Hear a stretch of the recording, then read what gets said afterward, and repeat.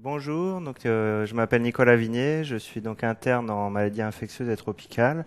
Donc, je vais vous présenter une conférence composée de 4 dossiers assez classiques et qui ouvrent sur des questions qui sont souvent mal comprises, qui touchent à la fois aux maladies infectieuses, qui ont une spécialité, contrairement à ce que vous avez l'habitude de travailler, qui est plus transversale et qui peut toucher à tous les organes, mais qui à la fois aussi a un aspect qui sort de l'individu, qui est plus populationnel, donc qui peut aussi nous rapprocher de la santé publique.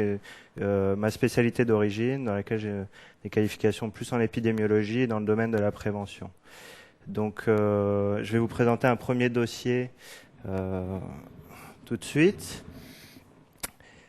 Donc, l'énoncé. Donc, c'est un homme de 47 ans, séropositif, qui est hospitalisé dans votre service pour une paralysie faciale droite. Il vit en concubinage, a 2 enfants et travaille dans l'encadrement de photographie. Il a un tabagisme à 40 paquets à l'année et consomme 2 verres de Bordeaux par jour. D'un point de vue des vaccinations, il a été vacciné dans l'enfance et n'a jamais fait de rappel depuis.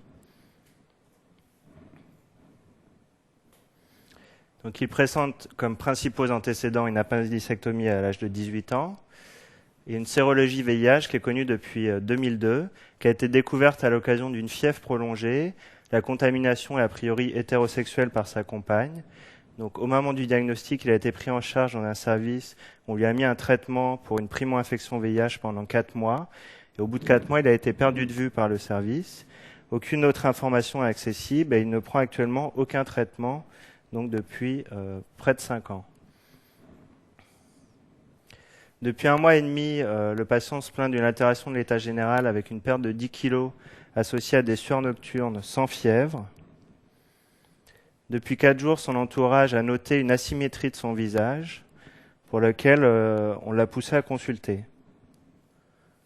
Le patient consulte donc aux urgences où la température est à 37,7, la fréquence cardiaque à 79, la tension à 118,72 et la saturation à 98%.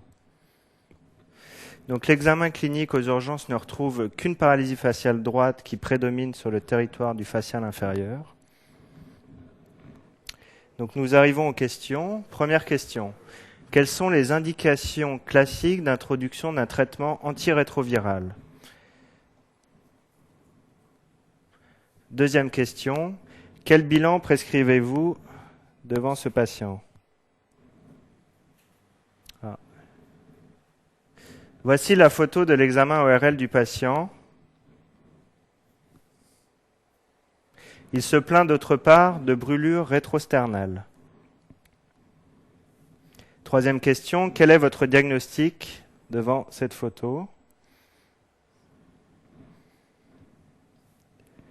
Donc, nous vous joignons une imagerie cérébrale présentée ici, donc, qui retrouve 4 coupes d'examens que vous aurez à définir. Et donc, la 4e question consiste à décrire ces examens d'imagerie.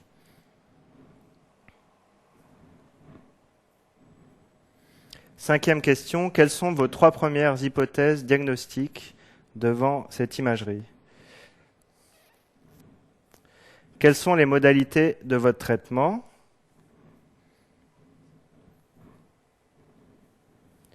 Septième question, quels sont les principes de votre surveillance clinique et biologique à court terme?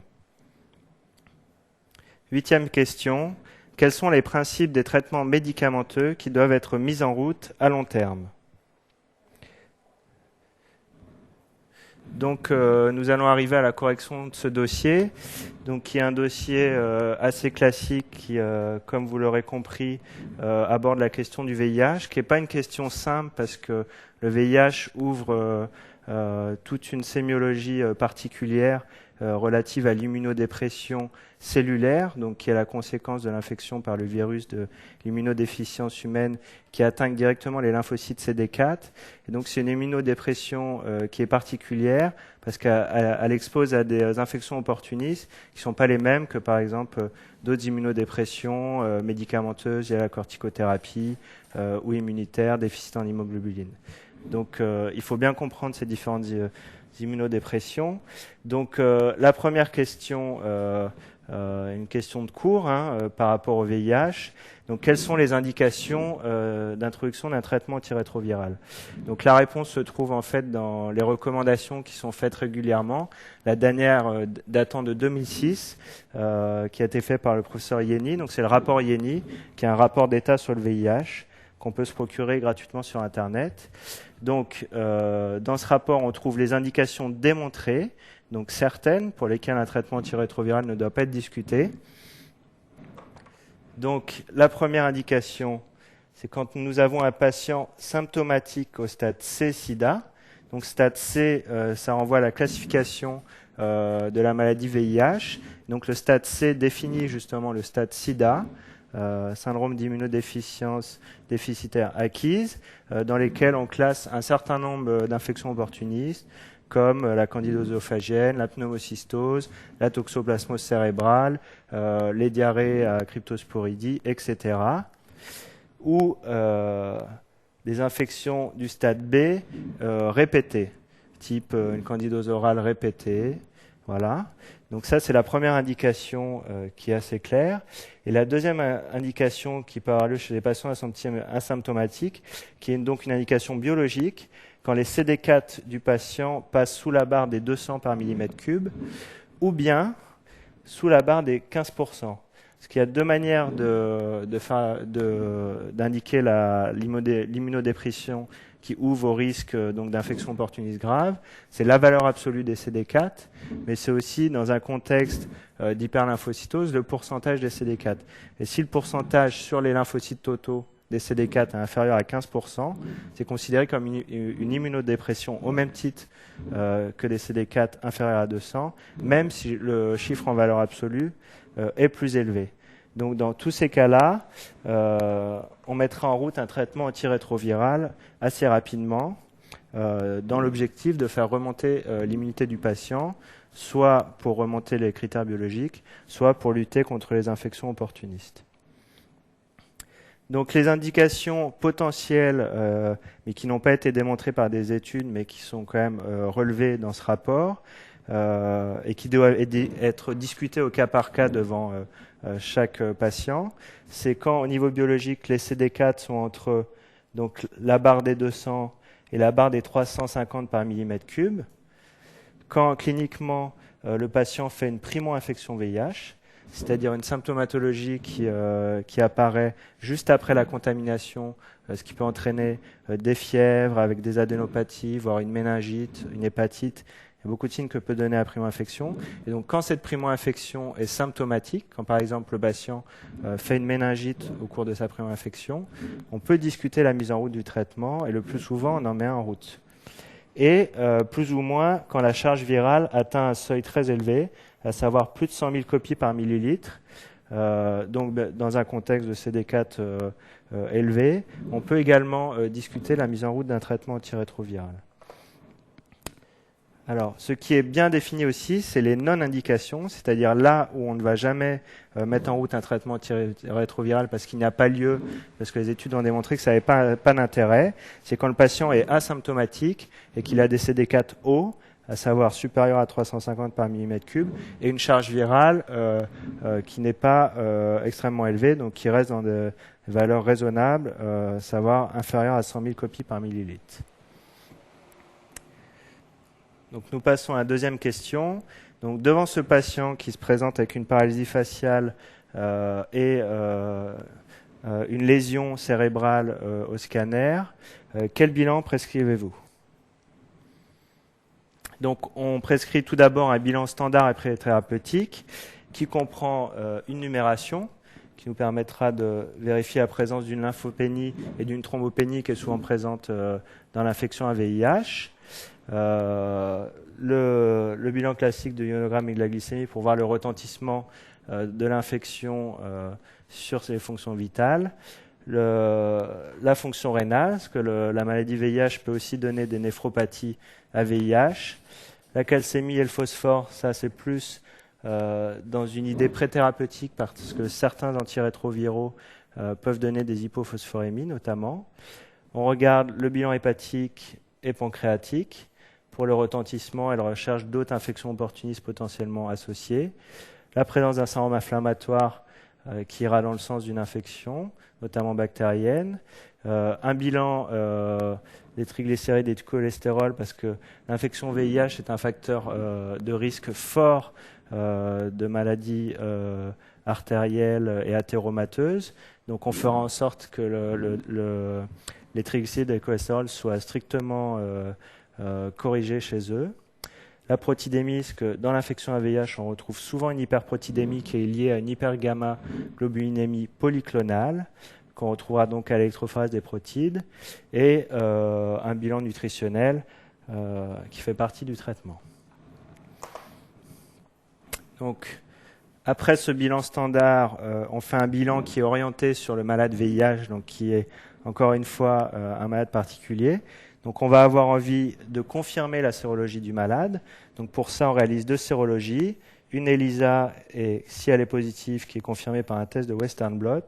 Et si les 2 sont positifs, la sensibilité et la spécificité sont suffisamment importantes pour pouvoir retenir le diagnostic de VIH. Une fois qu'on sait que le patient est VIH, on va vouloir évaluer donc les 2 critères biologiques de surveillance habituels. Donc les CD4, pour les raisons qu'on a vues, à savoir le risque d'infection opportuniste et l'indication à traitement rétroviral. On fait également les CD8, donc qui sont les autres lymphocytes, qui nous permettent de calculer le rapport CD4 sur CD8, qui classiquement dans le VIH est bas. Et le deuxième critère, qui est la charge virale, donc qui est le nombre de copies de VIH dans le sang, qui nous permet d'évaluer si le VIH est sous contrôle ou au contraire s'il est en échappement, avec des charges virales très élevées. Donc on fera chez un patient qui a déjà été traité par des molécules dont on n'a pas exactement la notion, et donc avec un traitement qui a été arrêté brutalement, un test de résistance au VIH, pour savoir s'il a déjà développé des résistances du fait de sa malobservance. Et le test qu'on réalise à l'heure d'aujourd'hui, c'est un test de génotypique de résistance qui consiste à aller rechercher certaines mutations dans le gène du virus qui lui permet de résister à certaines molécules. Donc chez ce patient-là, on le réalisera parce qu'il a déjà reçu un traitement et qu'il a été malobservant. Donc on ne réalisera évidemment pas de ponction lombaire chez ce patient, parce que, comme nous allons le voir un peu plus loin, il y a certains des diagnostics évoqués qui ne nécessitent pas la ponction lombaire, et surtout devant un abcès avec un effet de masse, il y a un risque très important d'engagement, donc il y a une contre-indication absolue à la ponction lombaire. Donc ça sera 0 à la question si vous avez mis ponction lombaire. Donc la suite du bilan. Après le bilan du VIH de base, on réalise un bilan infectieux du VIH, c'est-à-dire on va aller rechercher, pister l'infection opportuniste pour savoir quels sont les facteurs de risque de notre malade. Donc on réalise une sérologie toxoplasmose, non pas, c'est pas elle qui va nous permettre de faire le diagnostic de toxoplasmose, mais si elle est négative, elle permettra d'exclure ce diagnostic. On recherche les co-infections par les virus des hépatites B et C qui sont liés au VIH par leur mode de transmission. On recherche, dans un contexte où un patient est probablement très immunodéprimé, la sérologie CMV, plus ou moins l'antigénémie CMV dans le sang, qu'on appelle antigénémie PP65, qui consiste à rechercher un antigène du virus CMV dans le sang, et s'il est présent, à craindre une infection à CMV, notamment, je vous rappelle, l'infection la plus fréquente, qui est la rétinite à CMV. On fait une sérologie syphilis qui est également liée au VIH de par son mode de transmission et qui est plus fréquent chez les malades immunodéprimés. On fera une recherche devant un patient VIH avec une altération de l'état général et des soirs nocturnes de tuberculose en réalisant une IDR qui malheureusement est souvent négative chez le patient VIH et surtout des bécatubages qui permettront d'isoler des barres si jamais le patient est bacillifère. Donc on a aussi derrière la tête tout ce qui est maladie cancéreuse, à savoir lymphome, qui peut être potentialisé par des infections virales type EVV, pour lesquelles on recherchera quelques marqueurs de lymphome, à savoir une augmentation des LDH ou de la bêta-2 microglobuline. Et puis on fait, comme d'habitude, un bilan classique d'infection, avec la recherche d'une infection bactérienne urinaire et une infection, les infections pulmonaires avec la radio pulmonaire. Voilà. Donc, le bilan morphologique, comme on vient de le dire, la radio de thorax, permet d'éliminer une infection pulmonaire associée. Donc, le scanner cérébral sans et avec injection, et l'IRM cérébral sans et avec injection de gadolinium qu'on réalise devant une paralysie faciale chez un patient VIH. Bon, là, vous étiez un peu aidé par le dossier qui vous fournissait les examens, mais il faut les citer. C'est l'examen qu'il faut réaliser en urgence devant le risque d'aggravation neurologique. Donc, nous revenons à la photo que je vous ai présentée précédemment, chez un patient donc, qui se plaint également de douleurs rétrosternales.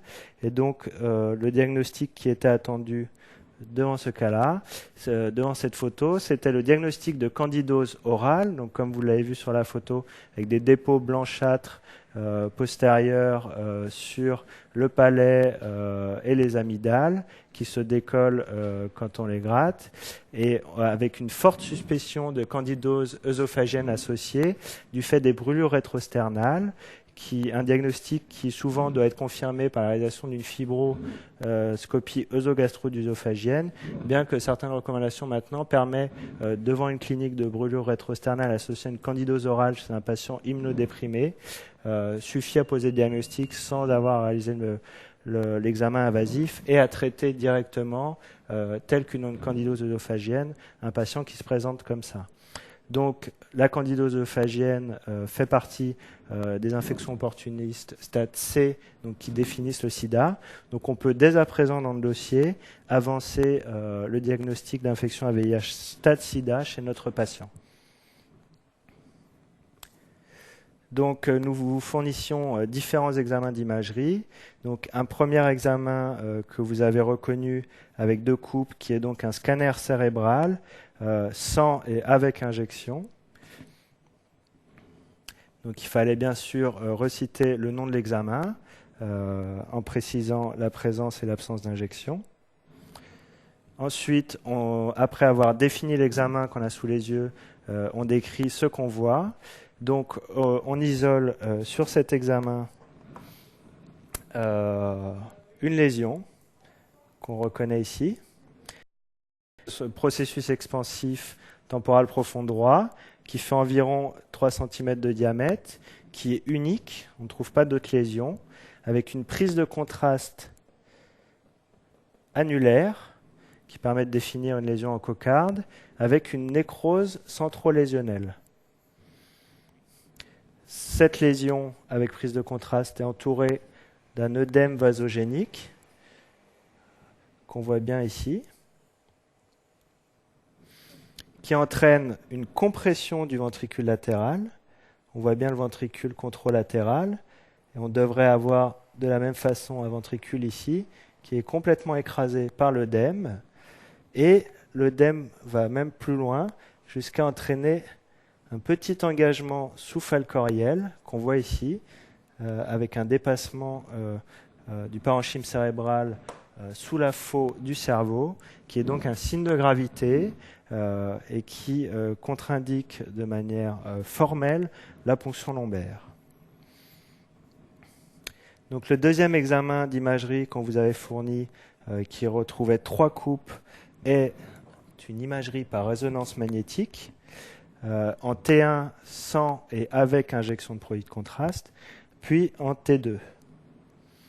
Donc il faut décrire ces examens, puis dire ce qu'on y voit. Donc l'examen nous apporte à peu près la même information, à savoir cette lésion profonde avec une prise de contraste du gadolinium annulaire à centre hypo-intense en T1 et qui au contraire un centre hyper intense en T2 avec un œdème vasogénique en hyper T2 qu'on retrouve bien et en hypo T1 ici également avec toujours la compression, l'œdème et l'effet de masse.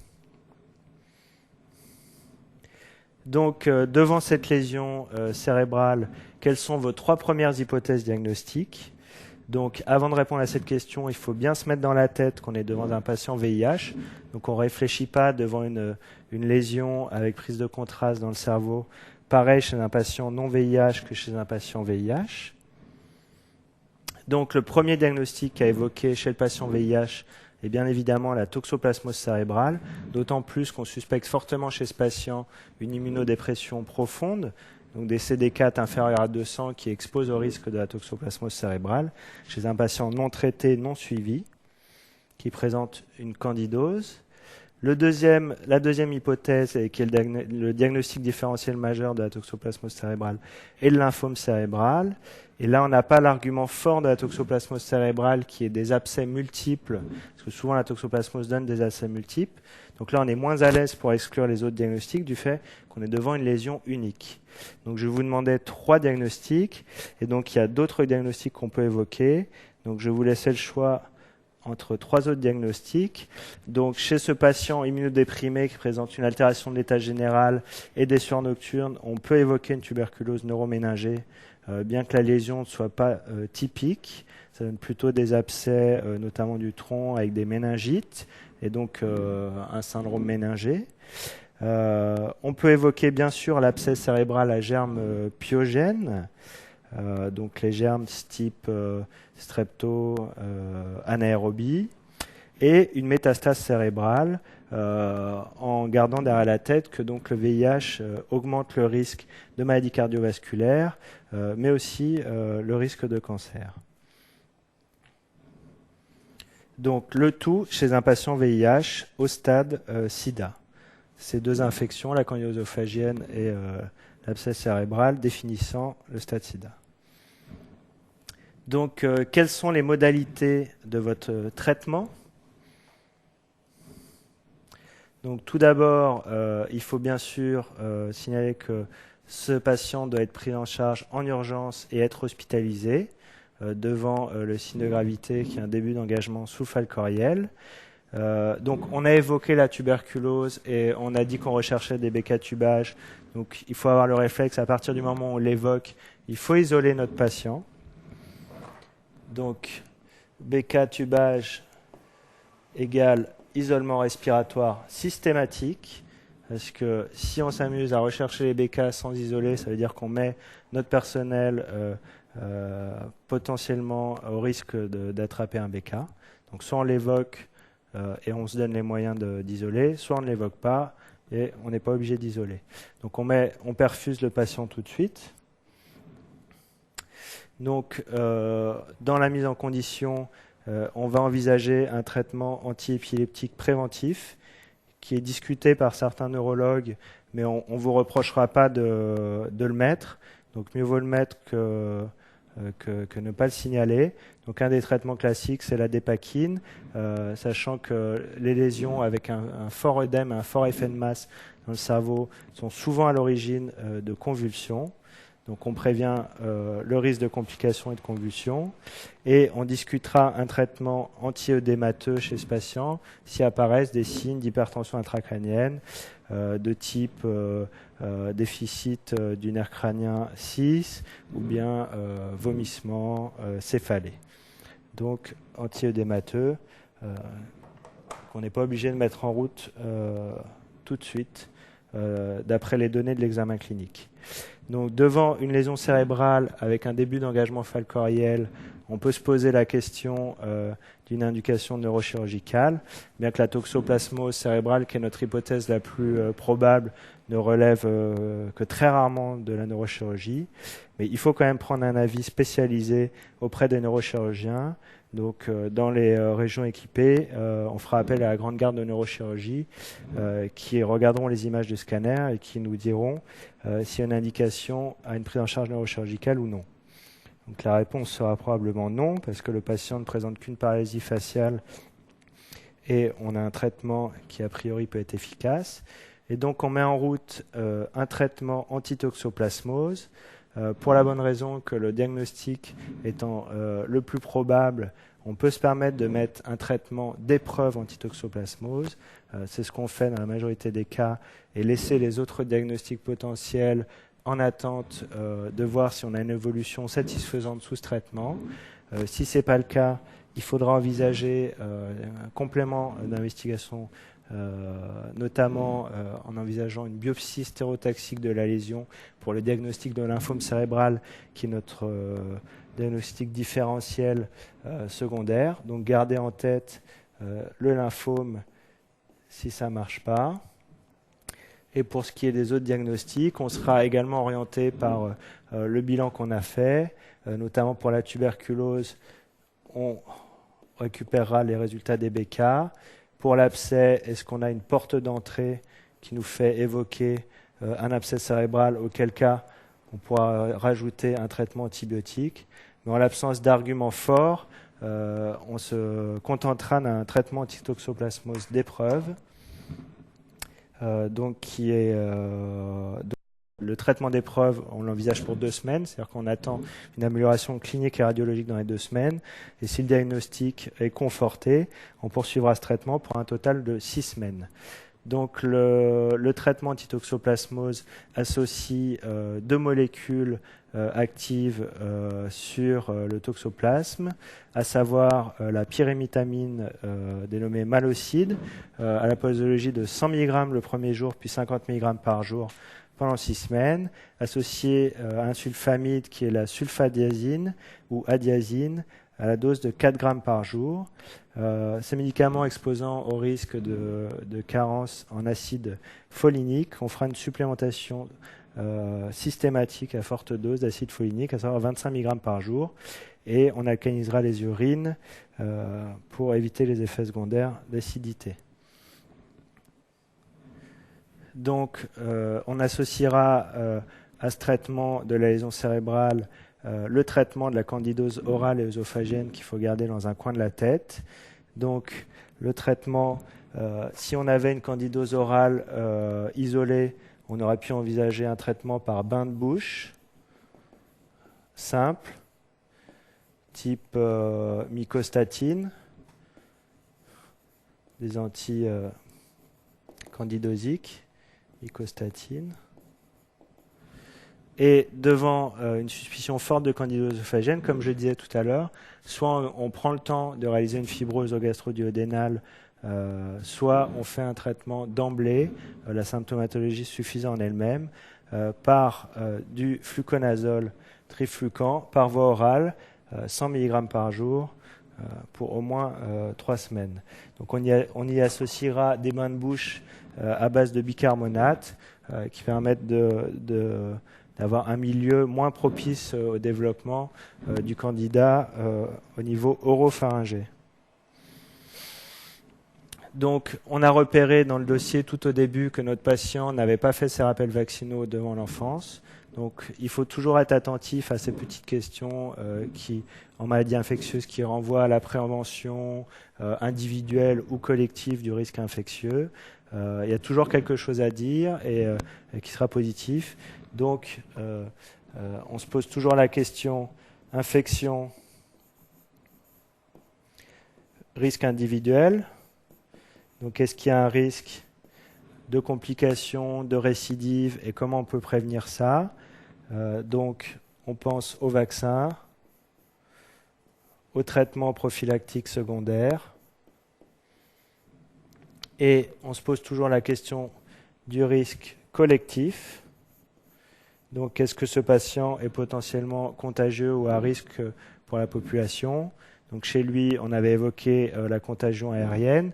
Donc, il faut prévenir le risque par un isolement respiratoire. C'est un patient également séropositif. Donc, il faut penser au risque de transmission sexuelle. Donc, une éducation du patient par rapport au port du préservatif.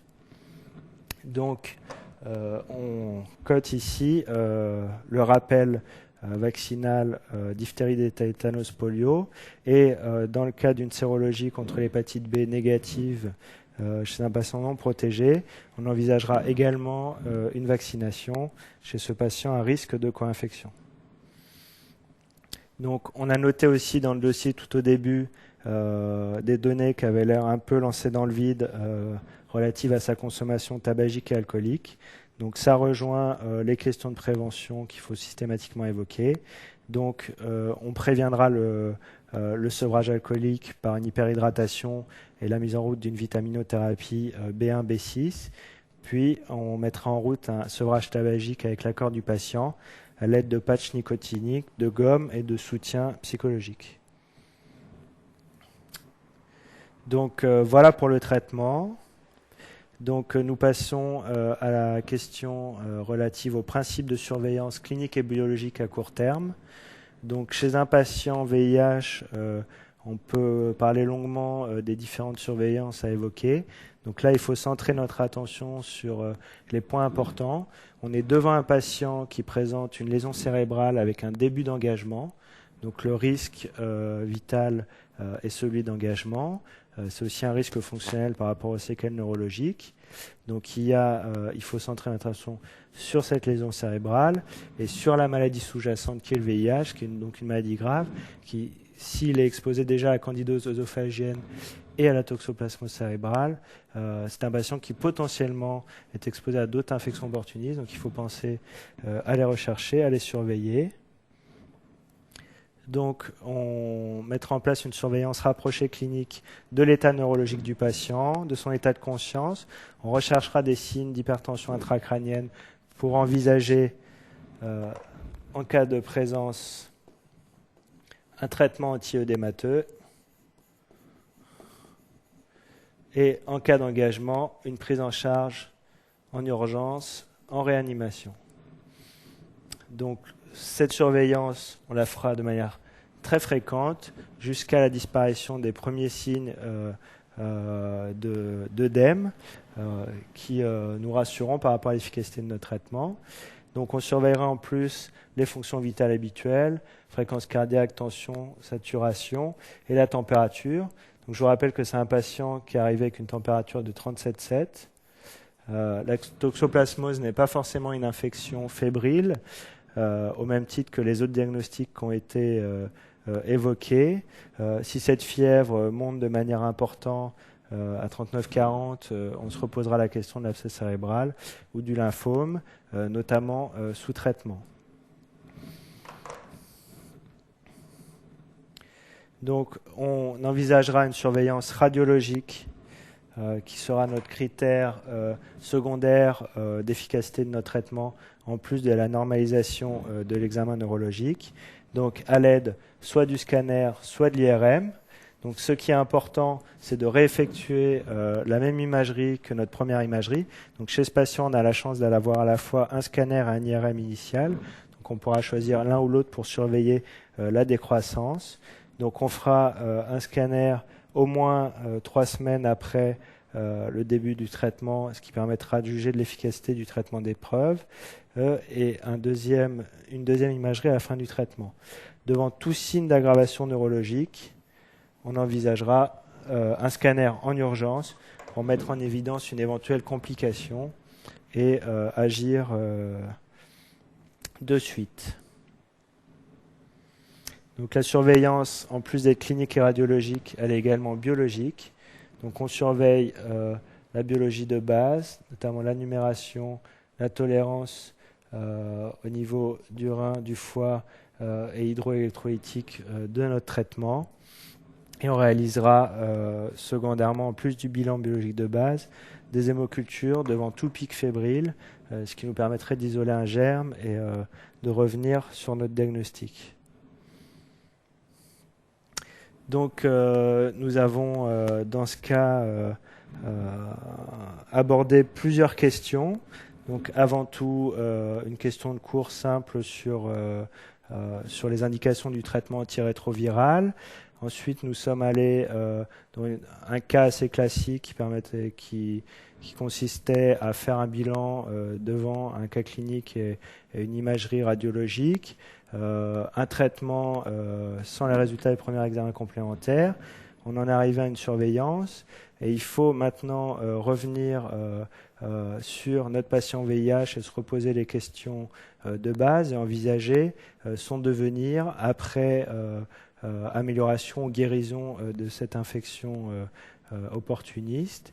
Et donc ça nous renvoie à la 8e question, donc, qui est quels sont les principes des traitements médicamenteux qui doivent être mis en route à long terme.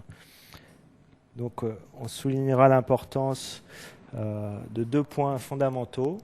Donc chez le patient VIH, il faut toujours penser à la prophylaxie des infections opportunistes, notamment quand les CD4 sont inférieurs à 200 pour la toxoplasmose et la pneumocystose. Donc on n'a pas le résultat des CD4 de ce patient. Par contre, devant la présence d'une candidose œsophagienne et d'une très brève toxoplasmose, on suspecte des CD4 effondrés. Donc on peut envisager d'emblée cette prophylaxie. Donc la prophylaxie, elle est soit primaire, chez un patient qui n'a jamais fait d'infection opportuniste. Donc elle consistera, dans le cas de la prophylaxie primaire, à la mise en route chez des patients qui ont moins de 200 CD4 de Bactrim, à la dose de 1 comprimé par jour. Et donc on choisira de préférence le Bactrim forte qui permet de couvrir à la fois la pneumocystose et à la fois la toxoplasmose. Maintenant, chez un patient comme notre patient actuel qui a déjà fait une toxoplasmose cérébrale, il faut envisager une prophylaxie non plus primaire mais secondaire ou tertiaire qui consiste à ne pas utiliser exactement les mêmes molécules. Donc la prophylaxie secondaire ou tertiaire avec toxoplasmose relève des mêmes molécules que le traitement curatif, le pyrimétamine et la sulfadiazine, mais le tout à demi-dose. Donc, ce qui nous fait vous rappeler qu'on traitait à 50 mg par jour, donc 25 mg par jour, et la diazine à 4 g par jour, donc la moitié, ça nous fait 2 g par jour. Et donc, ça sera un traitement qui sera prolongé au long cours. Et donc, toujours la supplémentation en folate pour prévenir le risque de toxicité hématologique de ces molécules. Donc, ça, c'est notre traitement de prophylaxie secondaire de la toxoplasmose. Donc, il faut penser à la pneumocystose. Donc la pneumocystose relève du Bactrim, mais il faut savoir que cette bithérapie est également efficace en prophylaxie contre la pneumocystose, donc on n'est pas obligé de rajouter le Bactrim. Et il faut penser à la troisième prophylaxie, donc que je n'ai pas citée ici parce qu'elle n'occure que quand les CD4 sont inférieurs à 50, et qui est donc la prophylaxie des mycobactéries atypiques, donc qui sont des bactéries qu'on n'a pas l'habitude de voir chez le patient immunocompétent, qui sont proches de la tuberculose par Mycobacterium tuberculosis, et donc qui consiste à donner un antibiotique par Zeclar, qui permet d'éviter de développer cette infection quand on a moins de 50 T4. Donc toutes ces prophylaxies sont encore une fois recommandées dans le rapport IENI. Donc, en plus des prophylaxies, on mettra bien sûr en route une trithérapie antirétrovirale contre le VIH chez ce patient qui répond aux critères d'indication.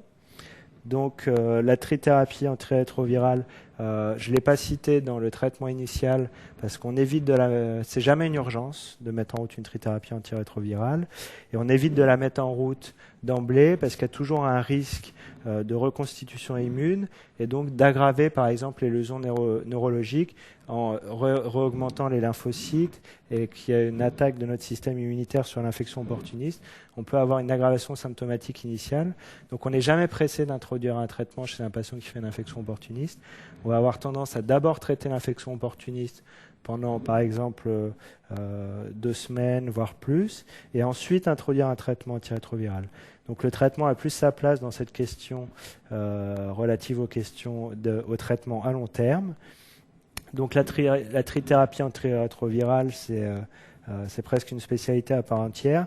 Mais ce que vous devez retenir, c'est qu'il faut associer donc trithérapie comme trois molécules.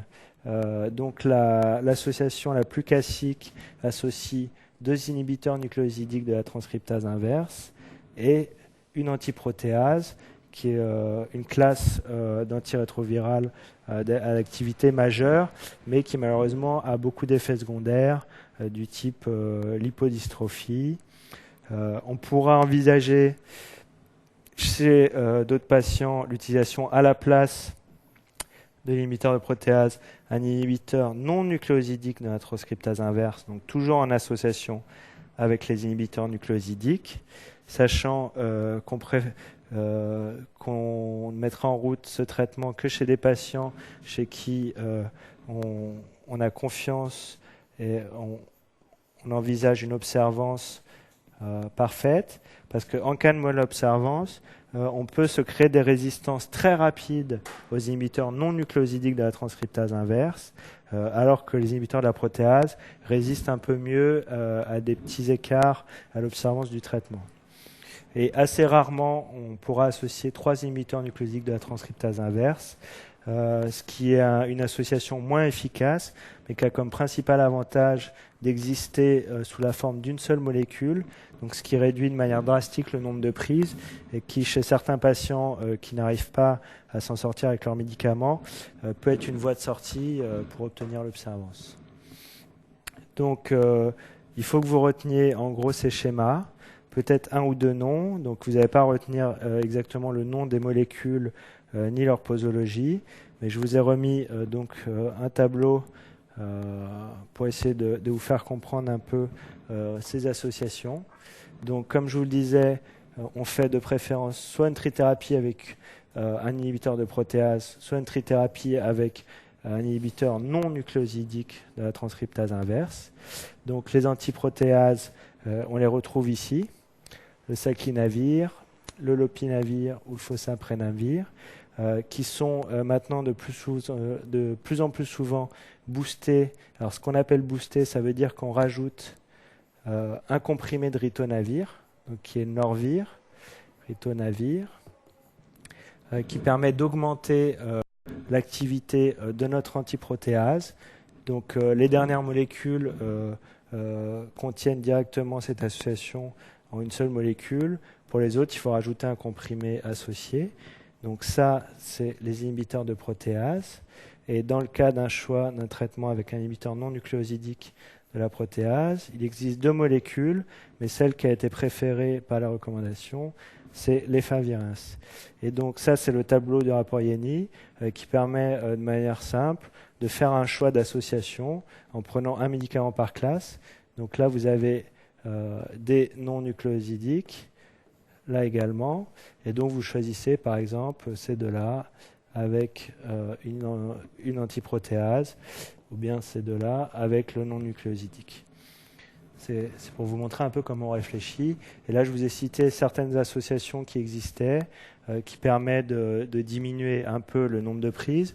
Donc, par exemple, on peut prendre l'abacavir avec l'amivudine sous la forme d'un seul médicament qu'on appelle le Kivexa, qu'on associera par exemple avec le lopinavir boosté qu'on appelle le Kaletra, ce qui nous fera seulement 2 médicaments avec une efficacité accrue sur le virus.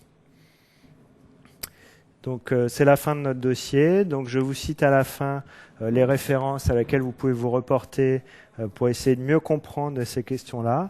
Donc vous connaissez tous le Pili et le Poppy, donc qui sont les livres complets, résumés de la Société française de l'infectiologie, donc qui est largement suffisant pour vous.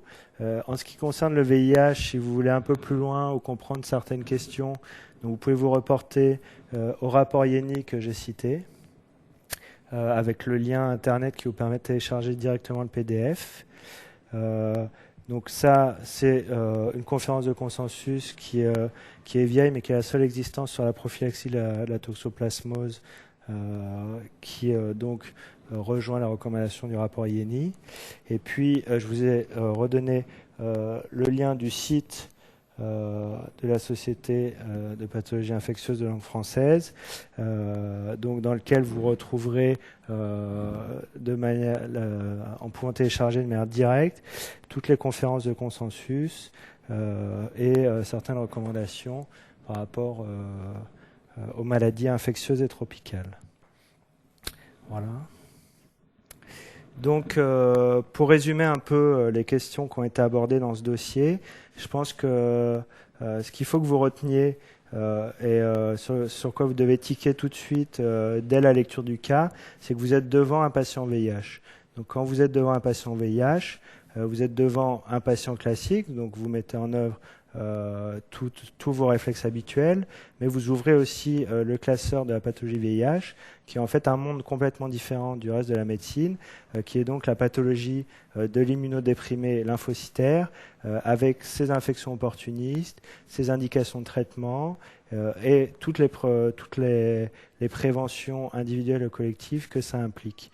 Donc chez ce patient, on voit bien que c'est un patient qui a échappé à la prise en charge médicale. Donc tout de suite, on pense aux infections opportunistes les plus fréquentes, la toxoplasmose, la pneumocystose, la candidose. On voit un abcès cérébral. On dit c'est bon, on est sur la route de la toxoplasmose. On va rechercher nos diagnostics différentiels habituels.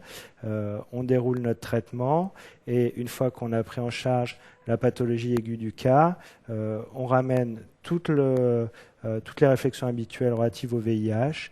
Donc, est-ce qu'on a mis en place un suivi pour ce patient?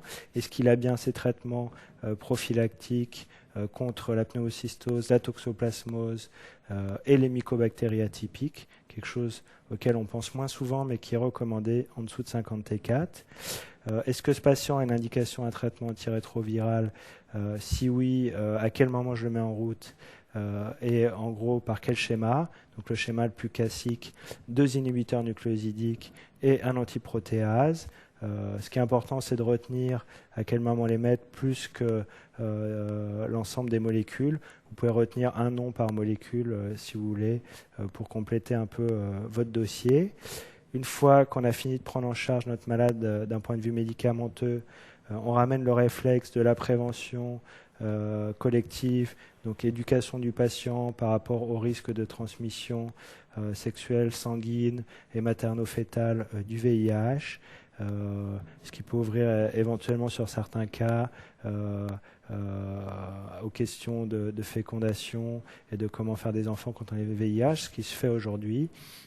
Donc il y a tout un accompagnement et c'est une maladie qui est vraiment multidisciplinaire, qui relève certes de l'infectiologie, mais aussi des spécialités d'organes selon l'atteinte, neurologie, pneumologie, hépatogastroentérologie avec les co-infections, de différentes spécialités pour le suivi des pathologies cardiovasculaires, le patient VIH étant plus exposés aux pathologies cardiovasculaires, parce qu'ayant plus fréquemment des troubles lipidiques, qui font plus d'infarctus que les autres. Et maintenant que les maladies opportunistes sont mieux contrôlées, on voit de plus en plus de patients VIH qui deviennent invalides ou qui décèdent à cause de maladies cardiovasculaires. Donc les maladies cancéreuses plus classiques. On ramène aussi les infections qui ne relèvent pas de l'immunodépression. Donc on envoie notre patient vers le cardiologue, l'endocrinologue s'il a des troubles endocriniens. Pour la femme VIH, le gynécologue du fait du risque de cancer du col de l'utérus augmenté. Et puis l'accompagnement psychosocial multidisciplinaire, les consultations observances, l'accompagnement psychologique, plus ou moins un traitement psychiatrique, parce que l'observance du traitement au long cours est le fondement de la réussite du suivi du patient VIH, ce qui finalement est le plus dur quand on regarde un patient au long cours.